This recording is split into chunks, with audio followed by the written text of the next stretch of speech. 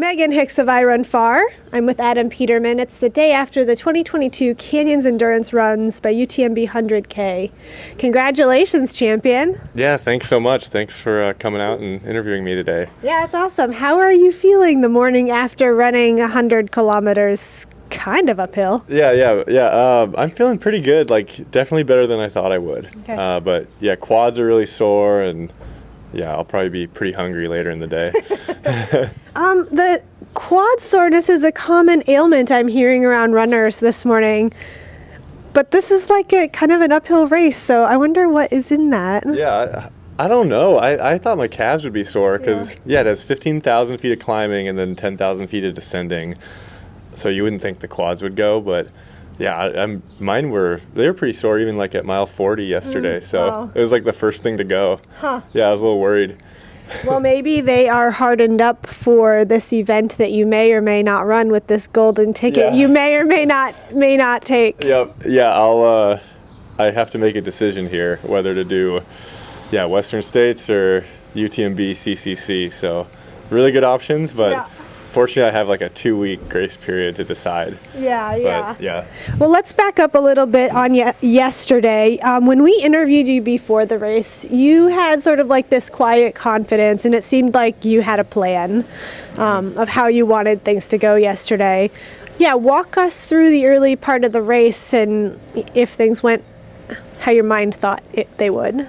Yeah, for sure. Like it's probably the most stacked field I've ever run against, and so I had a ton of respect for all the guys, but I also really thought that I had a chance of winning. I went out, and my goal was just to stay with people through 20 or 30 miles. Okay. I just really wanted to stay within myself. But I was pretty surprised, through, I was always in second around there for almost the whole race through 30 miles. But yeah, I was running with David Sinclair for that big climb up to Forest Hill. And yeah, I didn't feel that good. Oh, really? It was hard. Okay. Yeah, I was kind of struggling. And that's what I'm learning, how it goes in these events. You don't just feel good the whole time. But yeah, I was kind of struggling up through Forest Hill, and then at Forest Hill he left me, and he had probably a minute on me by Michigan Bluff, and then I heard at one point he was even 4 minutes ahead of me. Oh, wow. After Michigan Bluff.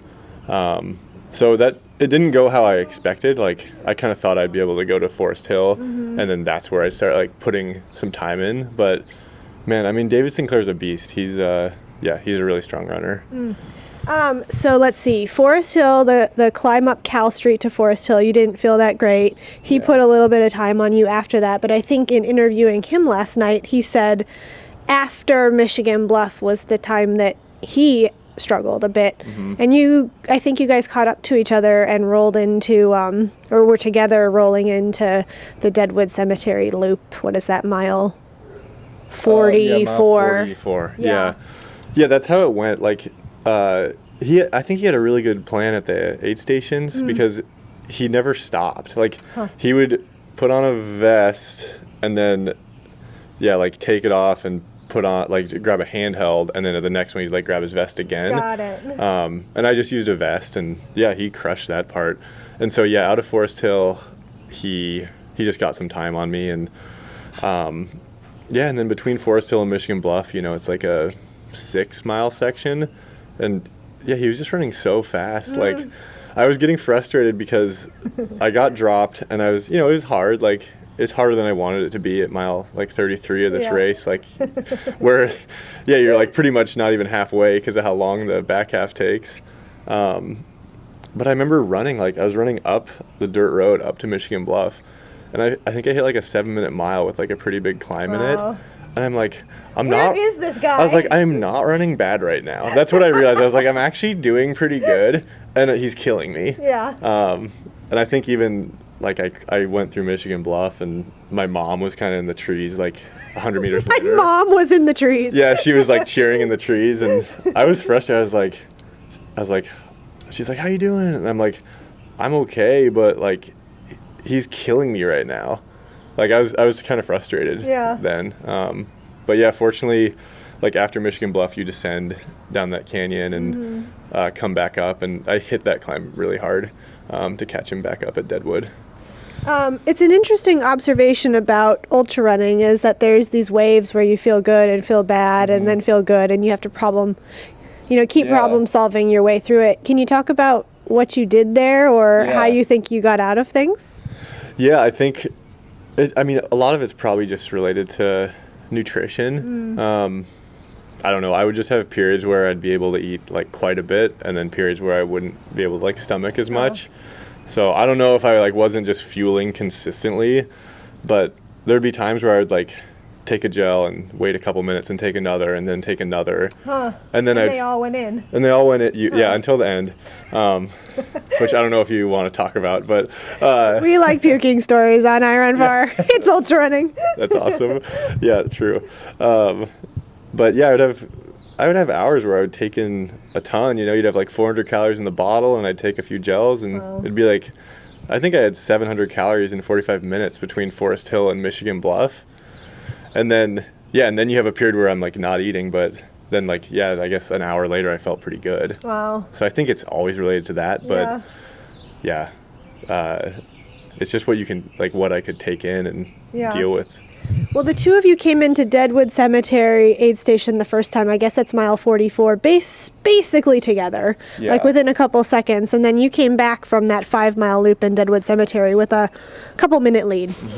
Were you consciously pushing, or was it you were just feeling good and riding the high, or what went through your mind and body in that loop? Because I caught him right after Deadwood on a climb, and he was walking, and I was able to run it. And so, that was a big moment for me because, the last 2 hours, I was worried that I was going to lose. I had to get those negative thoughts out of my head. But, I was I had a lot of doubt. I was kind of upset. But, when I saw him walking and I was running, I was like, all right, this is, a good sign. But, it's mile 45, and you have, hours to go because the climb at the end takes so long. So I tried to pass him with, what do people say? Pass with authority. Yeah. Obviously it's ultra running, so we're like, good job, man. And he's like, yeah, you're crushing it. Everyone's so nice. But I tried to pass him, actually make a move. But like I said, the energy levels, that was great. A great hour there. And then the next hour was really tough again. Okay. So I felt like I was being hunted. Yeah. From being the chaser to being the chased. Yeah, exactly. Yeah. So after Deadwood Cemetery number 2, I think you're coming up on the mile 50 mark. You steeply drop through one of the upper drainages of El Dorado Canyon, and then you climb up onto this ridge line, and then it's this grind to the finish. I think it was a challenging few miles for you there for a couple reasons. Oh, for sure. So we were talking earlier, but right after Deadwood, at the Deadwood aid station, the second time you go around, I just pounded 2 Coca-Colas. And sounded like a good plan. Yeah, it sounded like a good plan. And, you start running downhill immediately. And, I threw up almost instantly. And fortunately, it was, only Coke. It wasn't more. Yeah. So I had to take a break from eating for a little while. Okay. I always look at my watch. I'm like, 10 minutes. Okay, 10 minutes. You're not eating anything. I have, these little plans.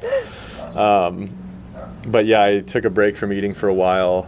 Got down to the bridge, and I was actually kind of glad that the rest was uphill because, we were saying earlier, my quads were shot, and so I was like, all right, no more downhills. This is great. Yeah. And that climb was tough though. You have I think you gain 2,500 feet or 3,000 feet in the last 8 miles. And it's steep at times. It's steep at the beginning. Yeah. And so that part was hard. I just tried to keep the effort high, but not blow up. Yeah. Because at that point, I kind of felt like I was teetering on the edge of walking for a while. Okay. So I did do some run walking. I would just try to go 30 seconds of walking, 30 seconds of running, and but then you get up on this ridge and it's really rocky, and that part was really tough. It wasn't until we crested that and it was flat that I felt good again. Okay.